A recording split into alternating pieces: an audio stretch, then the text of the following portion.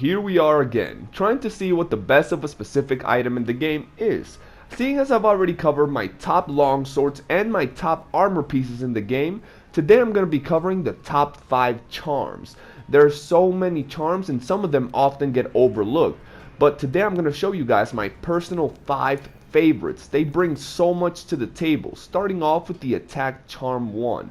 It's extremely basic, you can make it early on in the game and it offers so much. You can upgrade it to attack charm plus 3, giving you 3 points into attack boost. This is really nice because it gives you a lot of damage early on in the game, and as we know, getting those attack decorations, well, that's pretty much a myth at this point. It only happens once in a blue moon, so take advantage of this charm. I use it in a ton of my builds, it's very useful, and until we can get more attack decorations, this is definitely going to do the job. Now we have something that gives us a whole bunch of survivability, and that's the health charm 1. The reason I love it is because you can upgrade it and give you health boost plus 3, giving you a base plus 50 health. This will give you so much survivability, guys. Like, starting out a fight with 150 health is definitely something you want to do, and think about it. If you eat, you can bump up your health all the way up to 200. With this charm alone, you're already doing a whole bunch for your survivability, so I highly advise you guys check it out. Now, if we're talking about survivability, there's one skill that stands above the rest. In my personal opinion, that's Divine Blessing. And this charm right here is probably the best. It's one of my favorites, if not my favorite, when it comes to survivability or tanky builds. It gives you not one, not 2, but maxed out Divine Blessing when you upgrade the charm to its max level. So the fact that you can get a full skill from a charm is amazing, and on top of that, if you've never used Divine Blessing, it would surprise you how often it procs. If you don't believe me, test it out by just standing close to Valhasek and you'll see. Now, the next charm is also incredible when it comes to damage. It's really good and it gives you so much more than you would actually expect.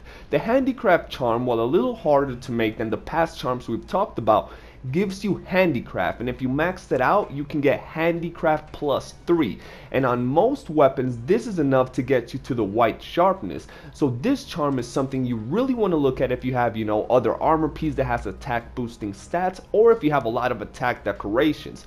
Overall, the Handicraft charm is something you definitely want to add to anybody's collection because it gives you such a high tier skill in such a high quantity.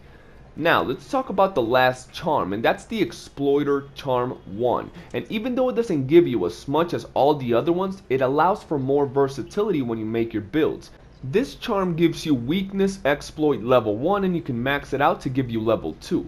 And even though, as I told you guys, it doesn't give you a big bonus in giving you a maxed out skill, it still gives you the opportunity to change between this charm and maybe the usual used eye patch, or maybe the Dante Greaves, which a lot of people tend to use for weakness exploit.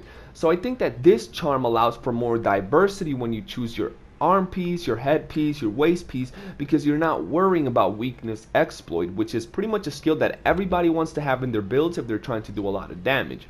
Overall, these are my top 5 charms. There is a lot more, so I want to hear your guys' opinions. What do you use the most? What is your all-around favorite charm in the game?